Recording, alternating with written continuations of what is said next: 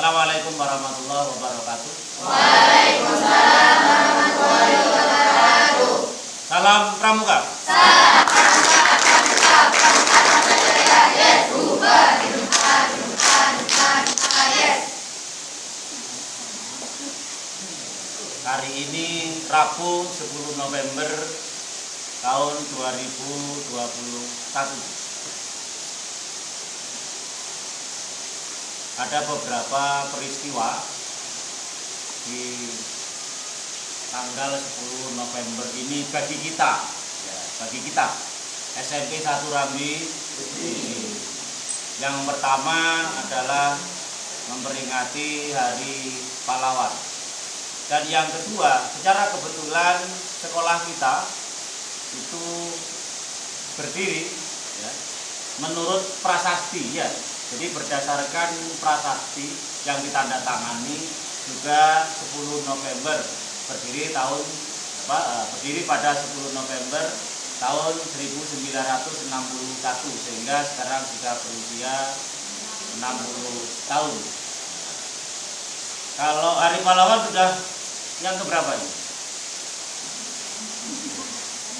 Kan 2021 dikurangi 1945, berapa? Hitung dulu berapa? 70. Nah, kita saat ini ingin bicara ngobrol nanti kalau ada diskusi kita persilakan kan.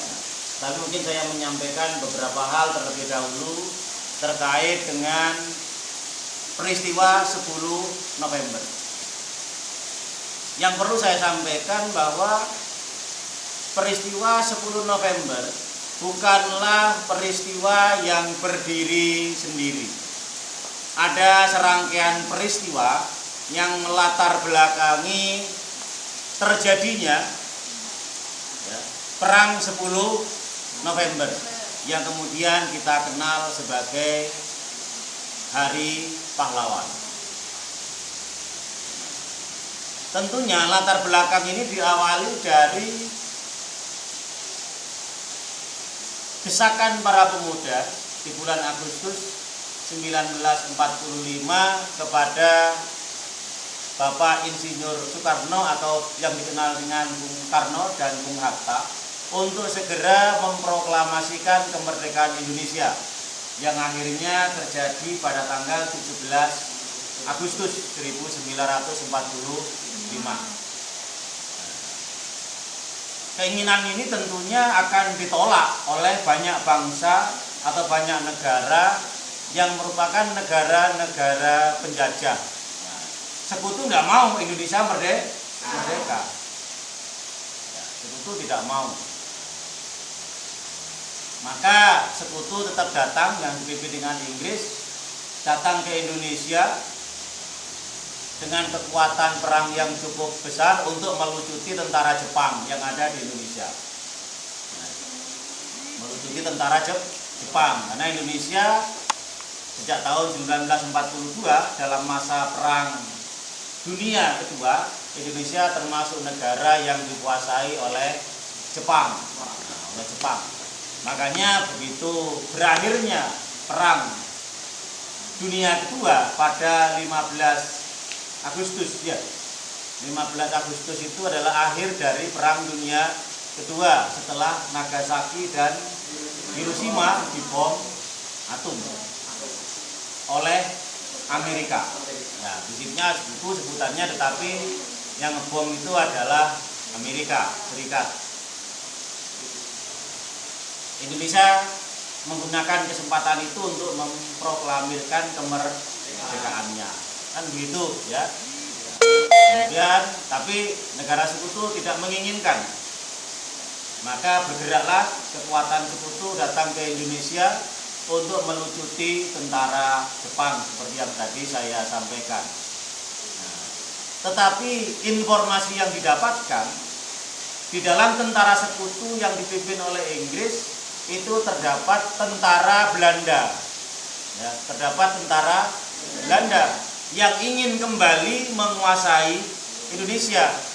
Jadi Belanda pulang ke negaranya tahun 1942 karena kalah dengan Jepang. Nah, Jepang sudah kalah, mau kembali. Dan ini didengar oleh Bung Karno selaku Presiden Negara Republik Indonesia. Maka dan untuk menghadapi tentara Inggris yang ada, tentara Belanda ini kan tidak mudah.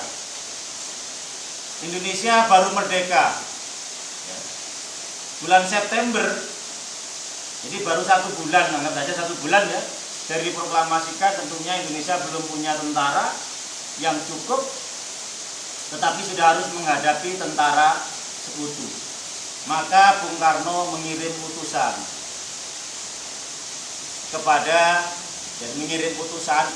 untuk menemui Kiai Haji Hasyim Asy'ari di Jombang. Kiai Hasyim Asy'ari itu adalah pendiri Nahdlatul Ulama yang merupakan saat itu sebagai Rois Akbar.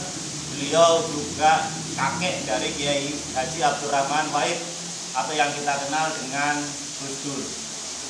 Nah, datang kepada beliau menanyakan bagaimana hukumnya bagi seorang muslim membela negara jika negaranya itu bukan negara Islam. Ya.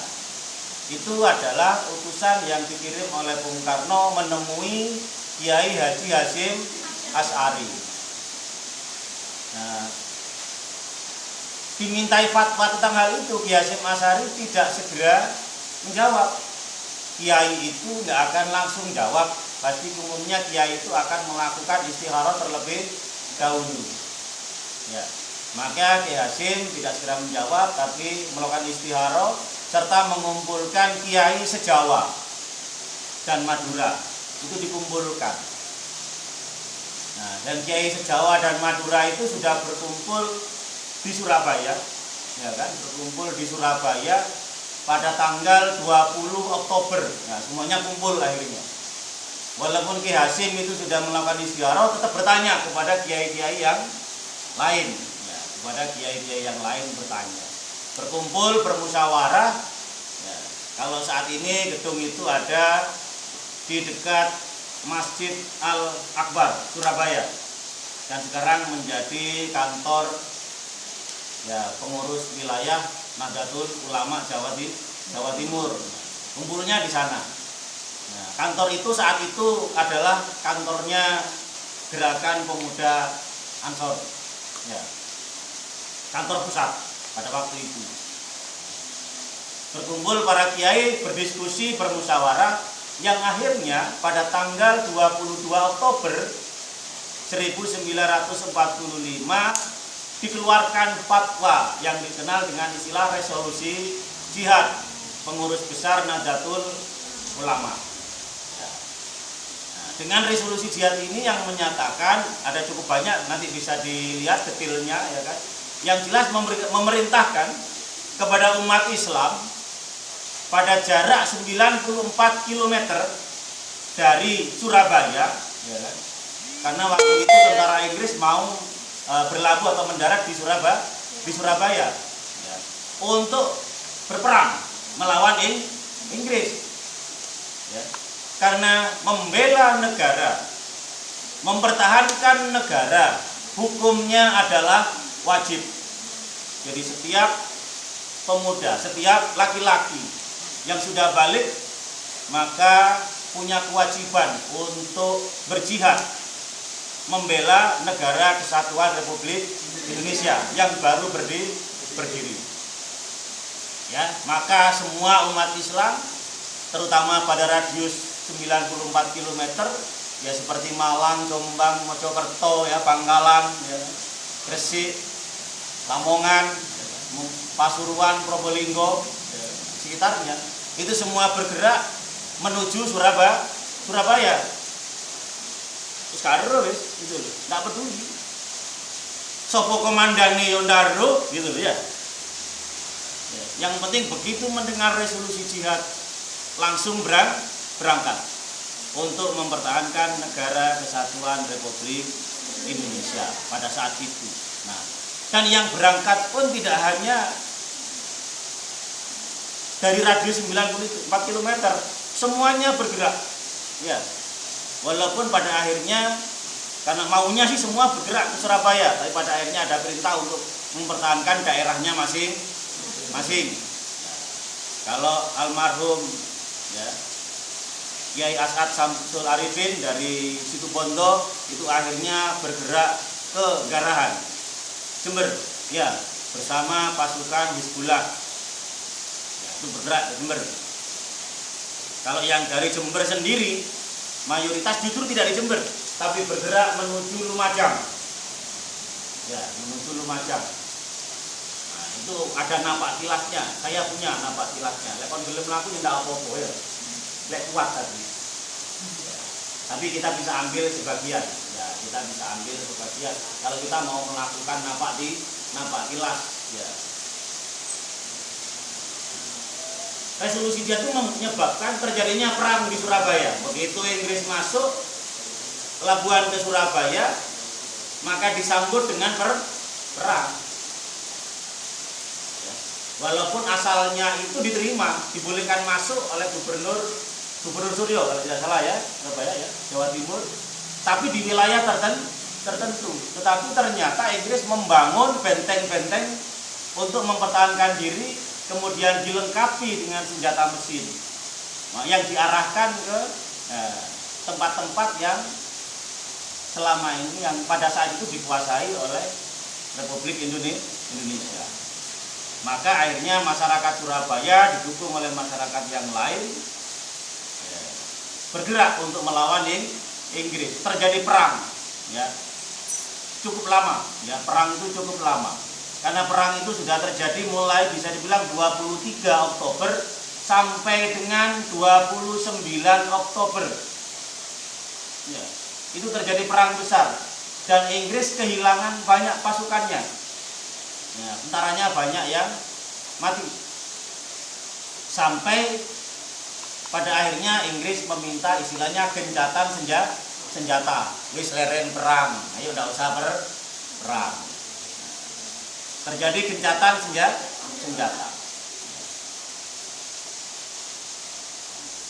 Tetapi ternyata pada tanggal 30 Oktober terjadi peristiwa yang di luar dugaan.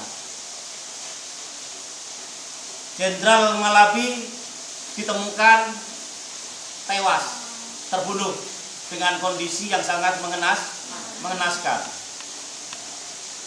Ya musuh bonek ya, musuh bonek, tak urus, apa jenderal, apa prajurit. Nah, tewasnya Jenderal Malabi ini menyebabkan Inggris menjadi sangat marah. Dalam sejarah perang Inggris belum pernah jenderalnya mati. Di Surabaya jenderalnya mati. Bahkan pada akhirnya nanti ada 2 jenderal ya. Ada 2 jenderal Inggris mati di Surabaya. Ini catatan yang sangat memalukan bagi Inggris. Perang di mana-mana, mulai perang dunia 1, mulai tahun biru perang dunia 1. Kalau nongko buku sejarah ya, tak ngomong itu tak beru kan dulu ya. Ya, perang dunia 1, kemudian ada perang dunia 2. Ya. Inggris itu tidak pernah jenderalnya mati. Nah, kok di Indonesia jenderalnya mati. Loro pisan gitu. Tapi yang pertama, tapi yang satunya siapa lupa saya ya, bisa dicari itu. Itu setelah Malabi mati. Nah, setelah Malabi, yang pertama adalah Jenderal Malabi. Jika Inggris marah, kemudian mengultimatum agar semua laskar yang ada di Surabaya untuk menyerahkan diri, ya, untuk menyerahkan semua senjata. Kalau tidak, diserahkan sampai dengan batas waktu yang ditentukan, yaitu jam 6 pagi pada 10 November. Maka Surabaya akan diratakan dengan tanah. Ya, sebenarnya itu memberikan waktu itu, kalau menurut analisa, ini analisa saya, ya sebenarnya bukan karena benar-benar ingin memberikan waktu, kepada Indonesia, bukan ingin memberikan waktu kepada kita masyarakat Surabaya dan sekitarnya, bukan, tapi justru ingin memberikan waktu kepada Inggris sendiri. Kira-kira kayak waktu apa ya? Ngumpulno kekuatan. Karena setelah itu kapal perang Inggris pada datang ke Surabaya. Lo kalau langsung disuruh nyerahkan, misalnya tanggal 1 ya, 1 Oktober memberikan ultimatum. Tanggal 2 langsung mau dihancurkan. Kekuatan Inggris belum seberapa. Oh, lek wong Surabaya ngamuk saene ya. Ya remek Mas ya senjatane ya. Oke. Wong akehan wong iki kan. Jadi korbannya luar biasa. Bahkan ada yang bilang korbannya Inggris itu yang miliknya Inggris sendiri. Itu puluhan ribu. Belum pernah terjadi di negara manapun. Perang besar yang ini. Perang besar yang dialami oleh Inggris ya, dengan korban yang luar biasa, kecuali perang di Surabaya. Itu perang di masa 23 Oktober sampai dengan 29 Oktober. Jadi kapal-kapal perang Inggris yang ada mungkin di Singapura, kemudian ada di Filipina, ya, di India, semua didatangkan ke Surabaya untuk memperkuat kekuatannya.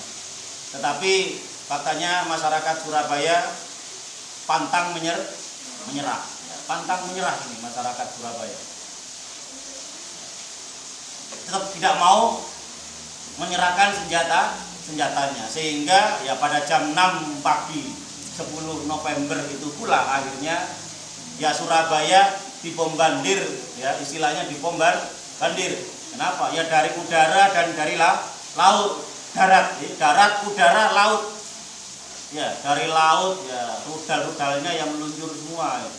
Dari udara bom-bom ya dijatuhkan. Dari darat ada banyak tank yang siap yang digunakan untuk menghancurkan Surabaya. Sehingga korban di pihak Indonesia, di pihak masyarakat Surabaya itu jumlahnya luar biasa. Tetapi itu tidak pernah mematahkan semangat. Hitung-hitungan saja nih yo kalah, Indonesia yo kalah. Tetapi Inggris dikatakan menang juga tidak bisa. Ya. Kenapa? Karena perang itu berlangsung lama. Sampai akhirnya berlangsung sampai 3 bulan. Jadi walaupun katanya kekuatannya makin mengecil, ya kekuatan Indonesia, tetapi perangnya tak pernah berakhir. Sehingga sebenarnya perang Surabaya itu adalah perang yang tidak pernah berakhir. Jadi tidak jelas berakhirnya kapan itu enggak jelas. Ya karena tiba-tiba Inggris mulai ada perjanjian, Belanda sudah masuk ya, sehingga ada berbagai perjanjian.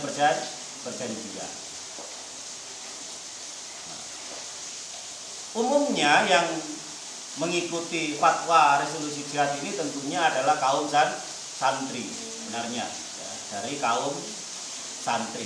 Ini adalah fakta sejarah yang selama ini mungkin banyak ya kalau dikatakan dilupakan ya enggak juga. Tapi yang jelas fakta sejarah yang coba untuk dihilangkan. Nah, saya harus menyampaikan ini fakta ini ya, karena memang tidak tertulis mungkin di buku sejarah, tapi itu adalah rangkaian cerita yang tidak terbantahkan. Faktanya, akhirnya pemerintah juga menetapkan 22 Oktober sebagai Hari Santri Nasional yang dilatar belakangi oleh resolusi jihad. Ya, itu adalah fakta. Nah, sehingga rentetan peristiwa berikutnya tentunya menjadi bagian yang tak terpisahkan. Jadi peringatan Hari Pahlawan 10 November ini ya merupakan bagian yang tidak terpisahkan dari ya, resolusi jihad 22 Oktober 1945. Dan definisi jihad yang harus kita tetap kembangkan adalah bahwa jihad itu adalah mempertahankan dan membela negara. Itu yang harus kita pahami, harus kita tanam dalam jiwa kita, bahwa membela negara, merupakan kewajiban bagi setiap warga negara. Itu yang bisa saya sampaikan. Nanti mungkin bisa ngobrol santai ya. Wallahul muwaffiq ila aqwamit thoriq. Wassalamualaikum warahmatullahi wabarakatuh. Salam Pramuka.